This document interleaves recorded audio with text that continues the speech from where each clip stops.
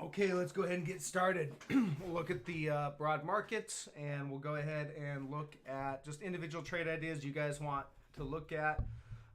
And yeah, we'll wrap up. If you're coming into the live stream, maybe after the live stream has taken place, typically these live streams, I'm going to go through just a brief broad market analysis, and then I go through individual charts that you guys want me to look at, give you my basic analysis on the charts, and that's what these live streams are about. So give me an audio check. Let me know how the audio sounds, and we'll just dive right in. Start to look at some of these charts. We do obviously have triple Qs. We saw some selling taking place. Let's go to the daily chart here. On the daily, a little bit of selling on Friday, and we basically I'll just kind of point out the key levels, the key things I'm looking at. We might be at a top in the market. There's no guarantees, of course, but here's what I see. All right, on the daily chart on triple Qs, right there, bearish engulfing candle. All right, bearish engulfings. You look for them. They're relevant when you see them at the end of extended uptrends, which is clearly what we have. You've got this uptrend that's really been in place since October, this one's actually about December of 2022. And you look for those bearish engulfings at the end of extended uptrends. You look for follow-through selling to help confirm, and we do have that. See, the 2 days, following that bearish engulfing, there was selling. Little relief rally, relatively timid. All right, that's pretty timid buying there. And then on Friday, to me, looks like, it's another bearish engulfing, but a pretty clear rejection. So the bearish engulfing, this is the resistance, right? 47-ish, 46.75, something like that. So what you'd want to see is, you don't want to see a daily close above that top, right? So if they get a daily close and they're up here, it negates that bearish engulfing, and it basically means this is not the top. But if we don't get a daily close above and we continue to basically hold where we're at and most likely sell down, then this is the top. So the way you trade it, because again, when we take a trade, we never know where things are going to go. Nobody knows. All right, the bulls, they think it will only go up, and there's really not a lot of bears right now, and usually that's what you want to see. If you're looking for a downside move, you don't want a lot of bears. All right, you want the minority to be bearish and the majority to be bullish. That's the only way you're really going to get any sizable downside move, because if you got a lot of people that are bearish, then they're either not long and they've exited their longs, or they're short, and any kind of downside move, all those shorts start to cover, and it keeps the market propped up. So, whenever, at the end of an extended uptrend line, if you're going to be bearish, you're in the minority, and that's just the nature of it. So there it is, bearish engulfing, clear rejection. You can see, boom, hit that resistance, boom, the seller stepped right in, closing near the lows of the day, and yeah, pretty clear rejection. So what I'd be looking for now on the daily chart, you can see we've got this uptrend line, support, there's another reaction. I'd be looking for a move down to that trend line for the next move. There should be buyers there. I would expect there to be buyers that will step in. Doesn't mean that they're going to step in and it's going to push on to new highs. It just means that, if you're shorting, I think it makes sense to probably cover your short here, get out, let the dip buyers step in, see what they want, see what they can do. If they can't break this top, then, then we'll start looking for a break of that trend line for the next sell signal. Okay, so that's what I'm looking for on triple Qs. A big part of this is NVIDIA. If I go to there, because again, NVIDIA has basically single-handedly been kind of keeping the market propped up. We've seen some rotation from NVIDIA into some of these other mega cap tech stocks like Amazon and Apple, but for the most part, I think where NVIDIA goes, the market's going to go. Bearish engulfing there on NVIDIA. All right, same kind of look. All right, timid buying. Not a lot of selling on Friday. The big level for me is this support level. You can see all the reactions there on the daily. So you know, they got to break that. And I think, you know, maybe we'll gap down on Monday down to that level, but they have to break that level in order to initiate another sell signal on NVIDIA. So you do want to see that. And it looks like there's some support right about 118 as well. So a break of 118, impulsive break, not just barely. You want to see an impulsive break of 118. That should be your sell signal in NVIDIA. And if we get that, I do believe we're heading down to what looks like a more major trend line. And this goes back to the October of 2022. You can see I've got those support levels kind of marked out. I could probably tighten it up. Looks like it drifted a little bit. Let me kind of tighten that up just a little bit, right about there. Okay, and so we break that. I think we head down to that level. There's a gap to fill right here, so maybe it wants to do a swift move down to fill that gap and hit that support somewhere down in here. So that's what I'd be looking for. A break, and you probably go like that. And then again, that would be, if you're short, that would be an objective area to cover your short. And you could flip long, you know, because that is major support. I would expect there to be buyers there. Okay, so that is the triple Qs. That is NVIDIA. Not a whole lot more to really cover on the tech sector. The only other thing is this SOXX. You can see here, and this is kind of like, you know, this is basically an NVIDIA proxy, but I am seeing some weakness coming into some of these other semiconductors like Micron, Qualcomm. We could check Broadcom, but you can see there support,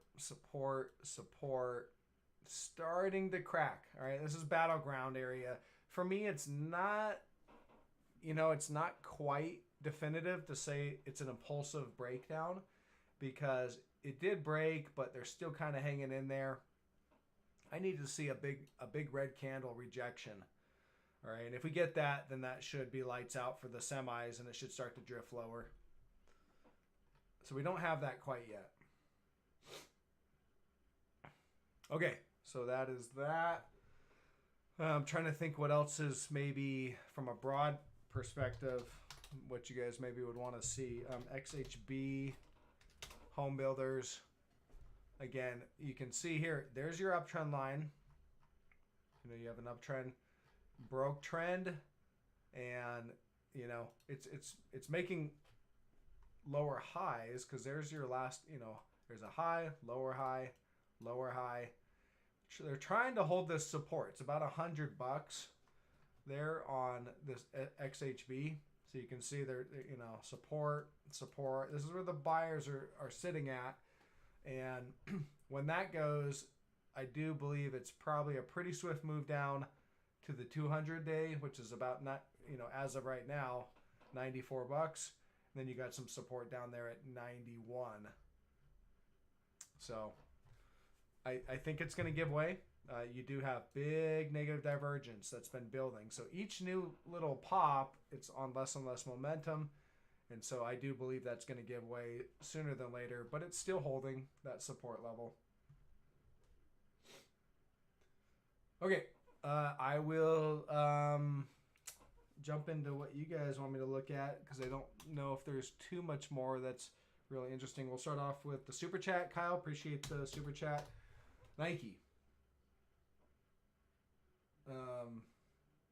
Okay, we'll look at Nike. That one had a big gap down on bad earnings, so we'll take a look at it.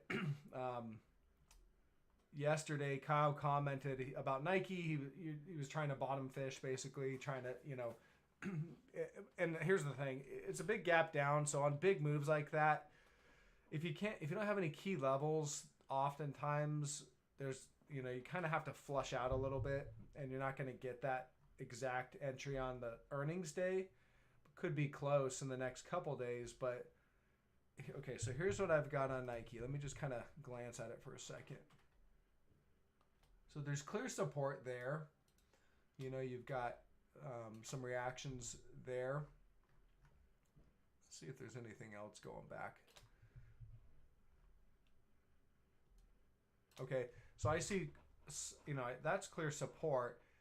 and just a major gap below that support. So you have to recognize that all these bulls that were essentially buying at support, they're now trapped because of the gap down.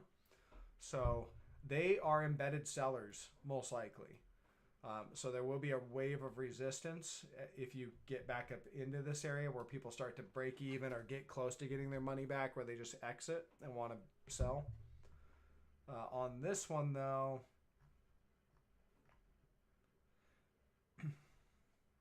what I was looking at, I think there's probably a level right about there.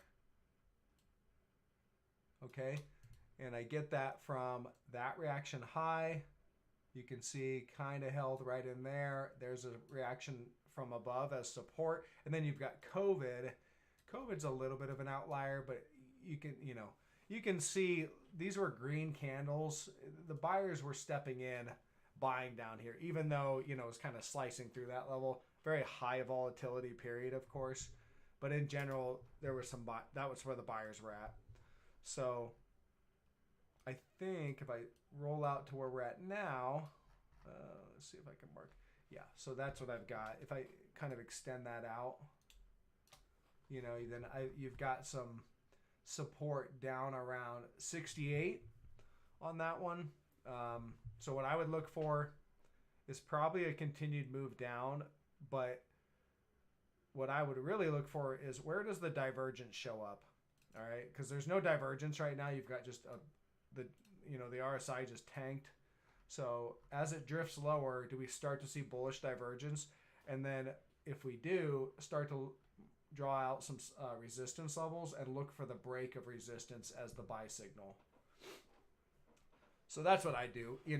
You can buy at support or you can buy on the break of resistance. Both are objective areas to buy at.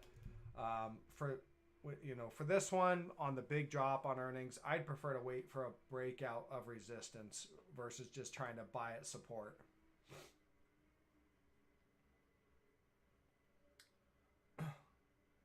And then someone else says Nike has a big gap at 72. Well, that's probably, where's 72? Let me see. Where's the gap? Yeah, right there from COVID. Yeah, but that's just one gap. I'm seeing more long-term reactions down there at about 68, 70. You don't need to wait for the exact tag of it if you're trying to buy at support. But again, like I said, I'd probably wait for divergence and then I'd wait for a break of resistance. So it's got a little more work to do.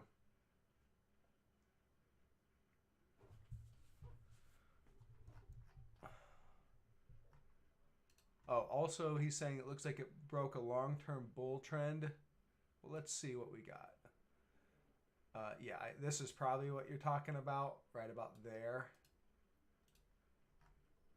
I have to go to the weekly chart on this one. 1996. What, way back here? Let's look. This is log scaling, so if you guys are trying to replicate it, make sure your chart is set to log scaling. See, I can't really make a trend line there because I only have 2 data points. So can't really make that one either. I don't know. This isn't too bad here. And I do think it probably has broke a long-term bull trend. But they'll probably bounce it at this, set 69, 70 level, probably bounce it. You could get a back test of that trend line. All right. That's all I got on Nike. Disney.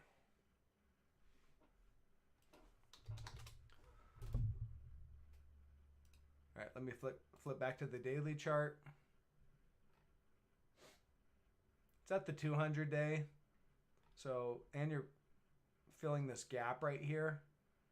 So that gap got filled. So you're probably going to see some buyers stepping in. You also have bullish divergence because you can see here on the daily chart, the RSI is pointed down, but it's not making a new low right now. So it is bullish divergence because price made a new low. Momentum did not. So you're at the 200. You're filling the gap. You have bullish divergence. Okay, so you're probably going to see some buyers step in. I don't really have a resistance level to mark, so maybe that, but there's only 2 tags of that, so you really need 3, minimum 3. The more the better. Yeah, I mean, if I had to guess, you're going to see some buyers step in and maybe a bounce here. At least an initial bounce on the 200 makes sense. Amazon. That one rallied. Yeah. All right. So on Amazon, let me just kind of clean this up. So you made a new high. Let me kind of.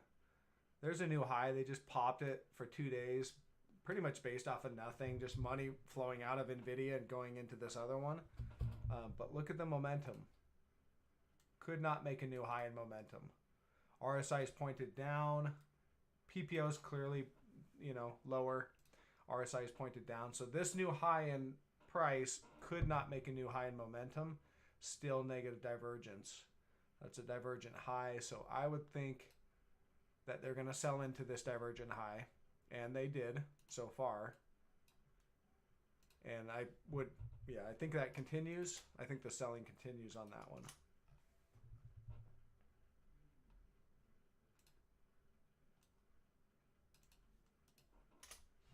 Potential uptrend line, but again,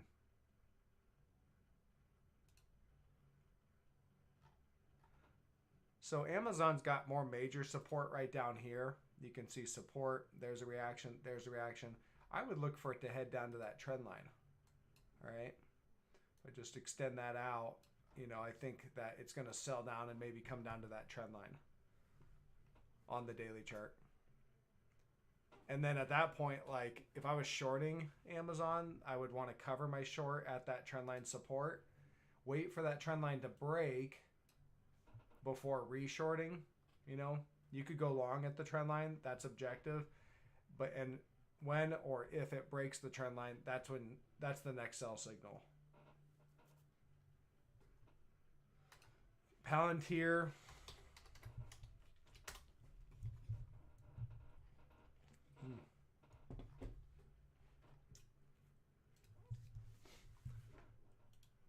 This is also like they've also jumped on the AI hype train. Again, a lot of these hype stocks, they just jump on the current hype train. Like I know this one during COVID was a hype stock. And then all of a sudden AI showed up and they started floating out the word AI in their stuff. Everybody just jumps on, a lot of these stocks just jump on the hype train trying to pump their stock. This one, as far as I can tell, it's still hanging in there. These lows that it was making was divergent lows, bullish divergent lows. So it still looks like it's hanging in there.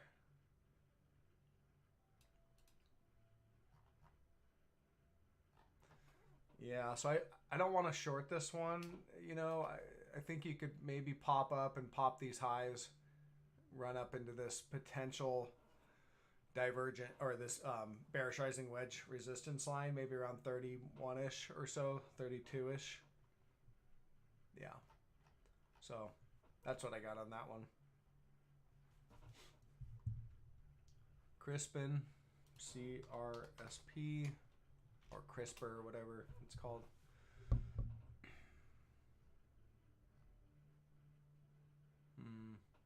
This is a biotech stock, so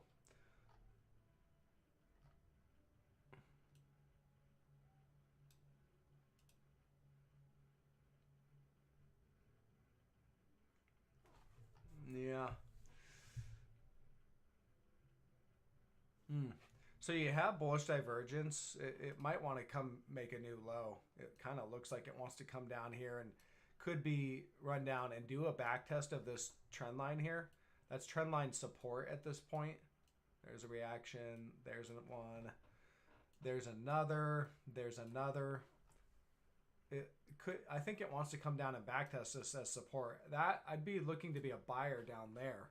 As long as this divergence remains, and let's say it just looks like that, and you have bullish divergence and it's back testing that support level, it's an objective area to go long.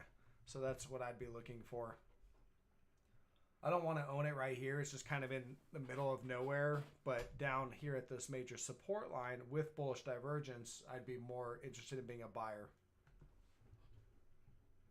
And again, two ways to buy. You can buy at support, or if this continues to kind of just drift lower, then mark this out as resistance, and you can buy on a break of that resistance.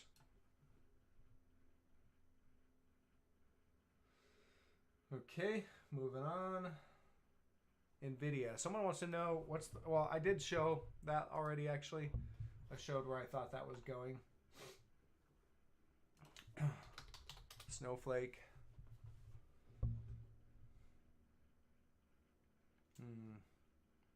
So you broke this support level and you don't have bullish divergence on the RSI. You do have it on the PPO, but you don't have it on the RSI. So, you know, again, this is resistance about 140.50 or so, 140, somewhere right in there. It looks like that's resistance. And yeah, so unless it can recover that, then I think it gets sold into.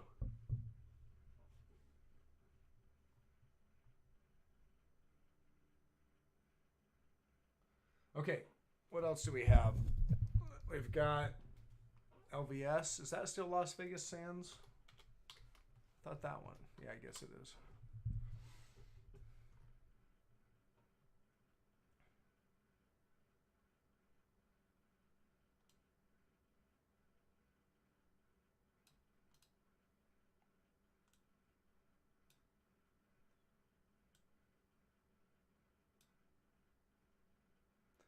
Yeah, so I've got about there as a trend line. You can see that was resistance all through there.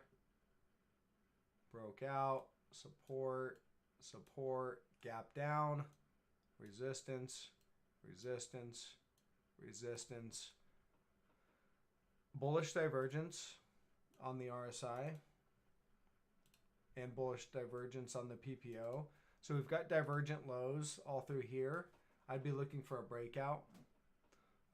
We don't have a buy signal as of yet because, again, that trend line is holding as resistance, so we need to see that break. When that breaks, that would be a buy signal, and then this thing could run. But no buy signal, but you have a bullish setup.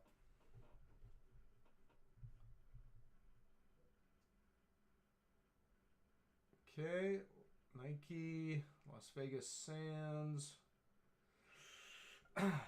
WBA.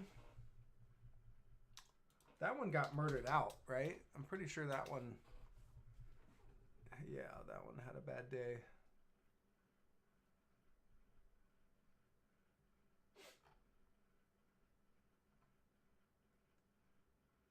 So, I mean, it broke that support level here.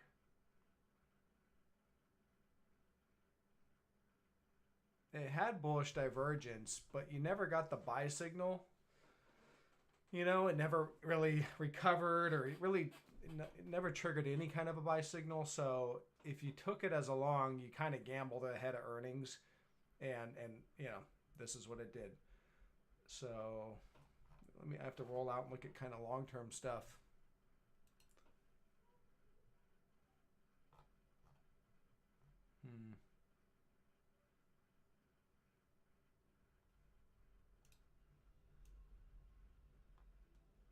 See if I can find any kind of long-term trend line. Yeah, I guess.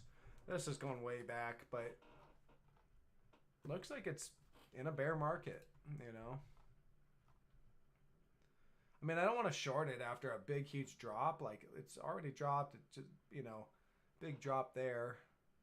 Looks like there's some support right around here. This is a weekly chart, so we're looking at big picture stuff. But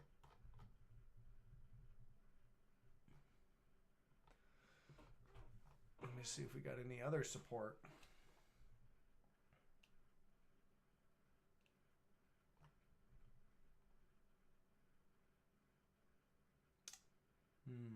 You know, I just see this big march up here, and I don't know. I think it could be just a continued drop down before it finds any real support. So something like that maybe. If I go back to the daily, I just don't see any real solid support.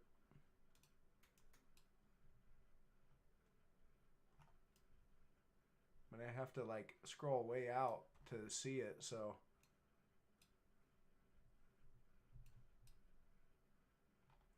right through here. I mean, you've got these reactions, so these are the areas. This is back in 1995. These are the areas where you're gonna, you know, you might find some little reactions at these reaction highs.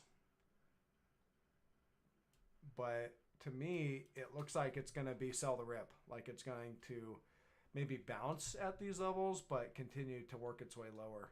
So that's all I got on that one.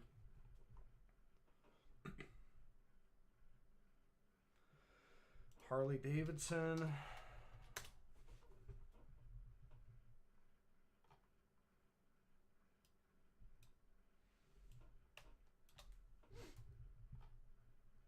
Yeah, kind of sideways money.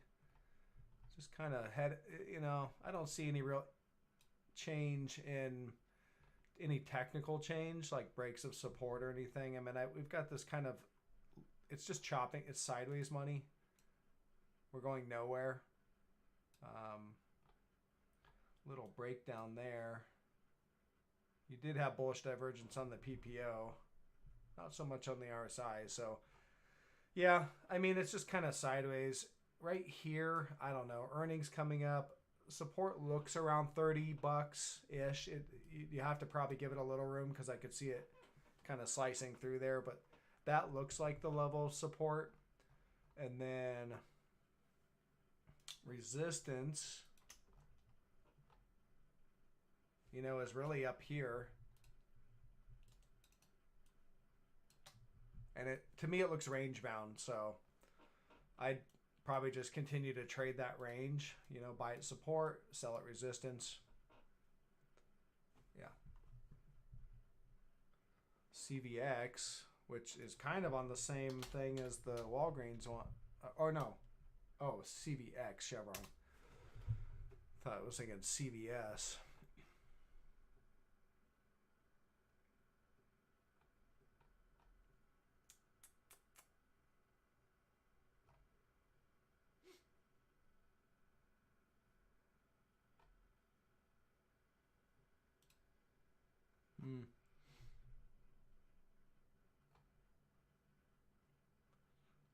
Well, this one kind of looks like it's trying to hold the support. Maybe a bull flag like this, flag out, and then it kind of looks like it wants to do that. It's okay. It's not standing out to me as something that really is super objective. Let me look at oil. Oil futures.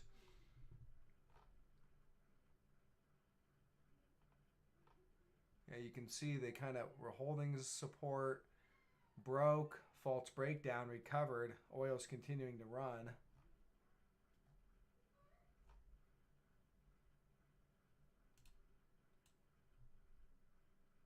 Yeah. So oil looks okay to me. Looks bullish. And as such, I think CVX looks bullish. Doesn't look extremely bullish, but it looks okay. I'm in this one, this DVN one. I like this a little better. It's kind of the same look as that CVX one. You've got this like flag up and then buy signal right there. And you can see they bought that support right there. And yeah, it's holding up. So I like that one better. It's, you know, it's an oil refiner just like Chevron. Yeah, so DZNTS, is that a junk stock? It's got a DZNTS.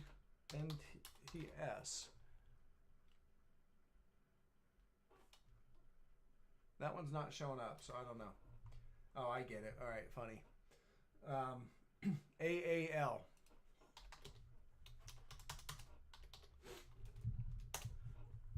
Let's see here. American Airlines. Double bottom.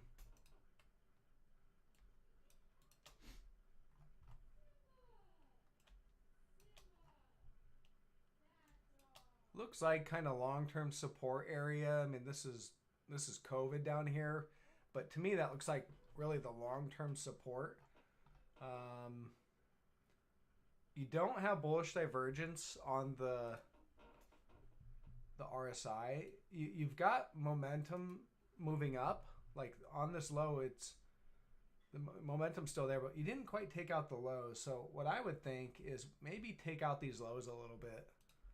Earnings coming up, I could see them spiking it down below these lows on earnings, putting in a divergent low, and then the buyers stepping in. So I'd probably personally, like, I would hold off on going long. Wait for earnings to kind of clear out of the way, see where it's at. You know, let's say it's down here on earnings, and then maybe in the few days following earnings, the buyers are there stepping in. It recovers this level. And to me, that would say, okay, this is where the buyers are at, and I'd want to be a buyer and look for it to rally.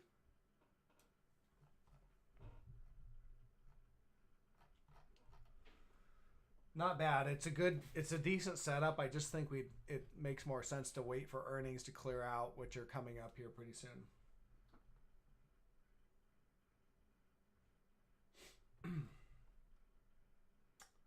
UPS. All right. Well, I was looking at this yesterday. FedEx and UPS. FedEx seems to be doing okay-ish. Let me look at UPS is in a bear market.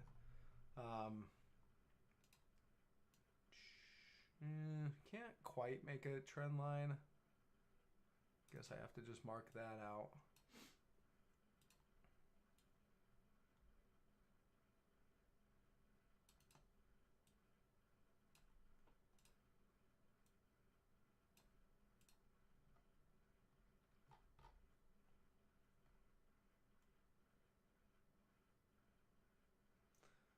You do have some bullish divergence on the daily chart.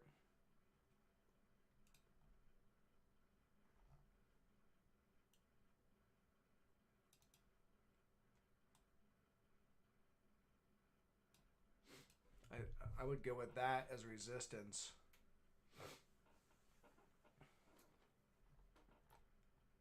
Yeah, I don't like this one as a long. I mean, I think you could see it maybe rally up to this trend line, but it's fully in a bear market, and I don't really see enough here that tells me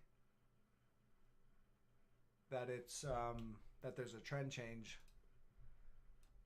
This is good resistance right here, and it's about that 155-ish. You have this potential downtrend line, so there's a lot of resistance overhead, and I just don't see any buy signals. Boeing.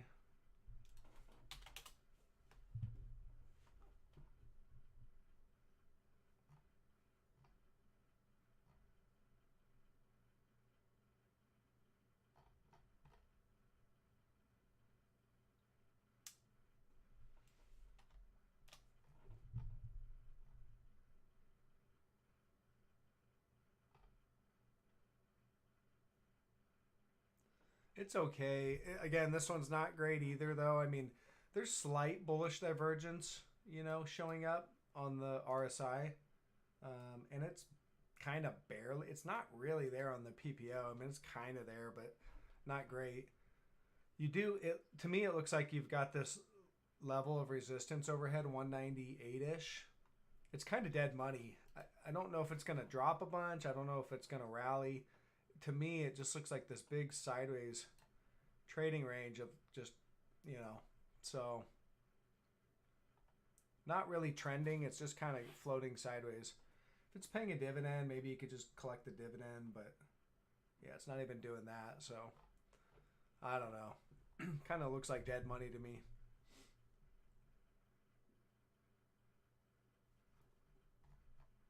They haven't, you know, and this this downtrend line right here, I could even see it coming down and back testing this trend line there and kind of taking out the lows, maybe putting in bullish divergence at that point. So it doesn't look like a long. It doesn't really look like a short to me. I'd want to be long maybe down here. That's objective.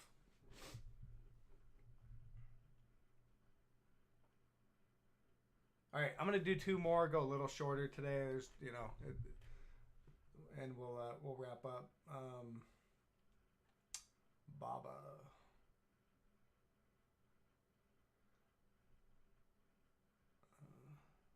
Let's look at Baba. This one's been tricky. I haven't really been messing with this one. Okay. Yeah, looks like it's just kind of going to come down and, back test this. I got to adjust this, though. I don't really like that trend line. Maybe something like that.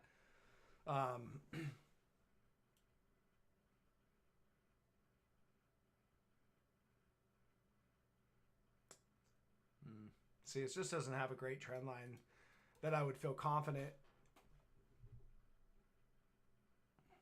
But yeah, so I'd say lower. It's probably going to come down and start back testing some of this stuff, making kind of lows, taking out these lows here, and a little lower. I'd say down in this area is where it's going.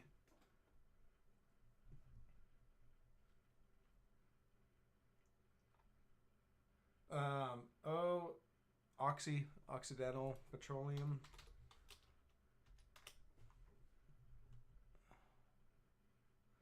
This one says Warren Buffett's buying into it. Here's the thing. Usually when you hear about Warren Buffett buying into something, it's typically priced in. The smart money's already in there, and then they float that out there for retail to kind of snatch up. Like a lot of it, sometimes they'll float that stuff out there, get retail excited, and they sell into that.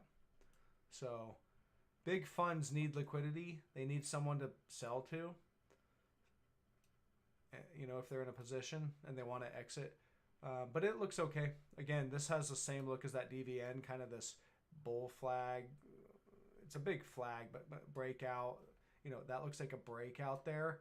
A back test right there. This looks exactly the same as that DVN chart. So I don't think it's really relevant that Warren Buffett's buying into this. I think it's just technically looks okay. Same as like DVN. So yeah, if I had to pick a side, I'd go long. No real divergence. So, you don't have to have divergence, but, because there's no divergence, it could do that and put in a new low, back test again and put in a divergence. Be aware of that. But if you're buying at objective areas, then the risk is low. Right? If you bought right here and it wants to put in a new low, okay, then it can go against you maybe, 3-4%. That's perfectly within a normal trading plan. So if you're buying at objective areas, then you keep your risk low by buying at those key levels. And then if you're wrong small.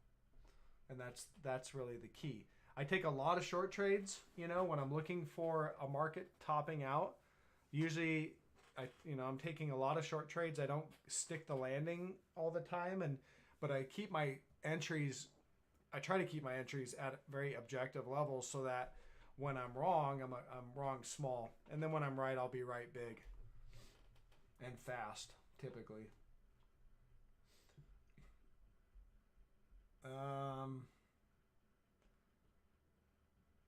Intel. All right, this is my last one, guys. Just because, not a whole lot. Okay, that looks like it's basing.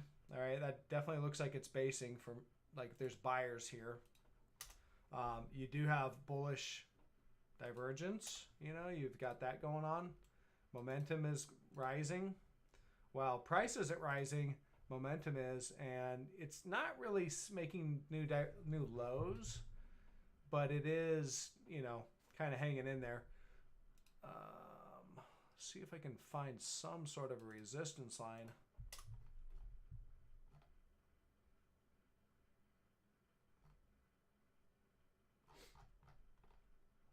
Really have to go down to the smaller time frame, I believe, the hourly.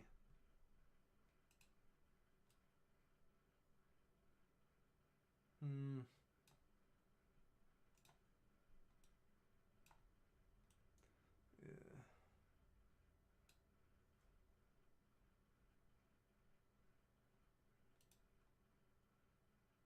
Tweak this just for a second. Yeah, I don't see anything there. Let me see if there's anything in the extended hours.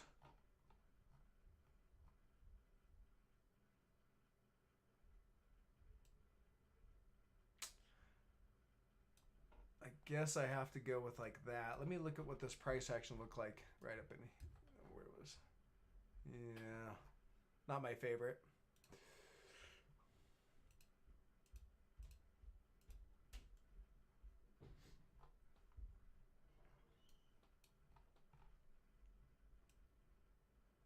I don't know. I can't really make a super clean resistance line that I like.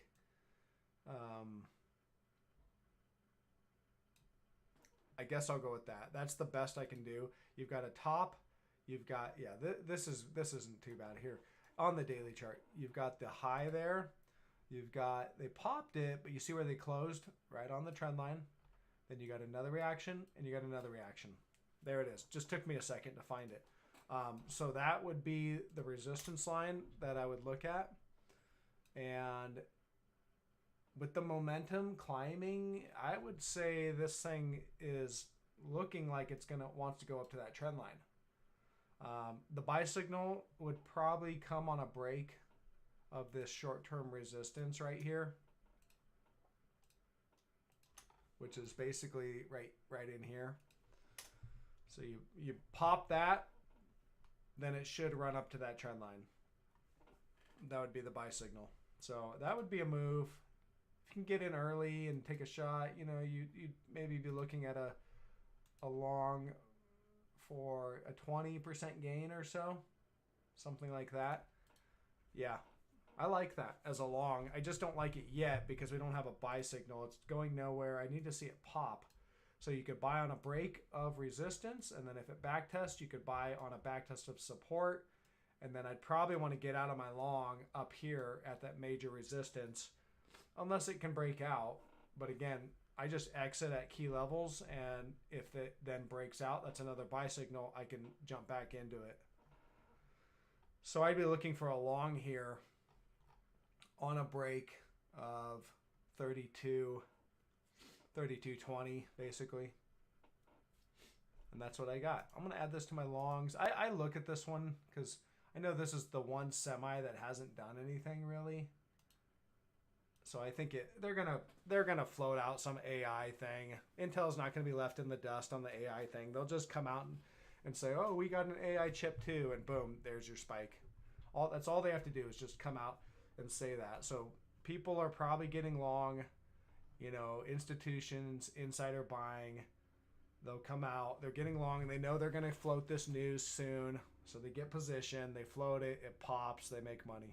So, yeah. But for me, the technical buy signal comes on the break of the 32.20. So you could take a starter position if you want to gamble, and I think it's not a bad gamble just because of the, you know, I think there is just a high probability they're going to float some AI stuff out, the news. I wouldn't load up though. I you know, if I was going to do it, and maybe I will, but I would probably take like a 40% position, 30% right now as the gambling money. And then if they break the technical level, that's objective to buy. So I could add there. And exit, my exit would be up here at, you know, that trend line. All right, that's all I got for today. Everyone have a great weekend. Spend time with your family and friends. I'll catch you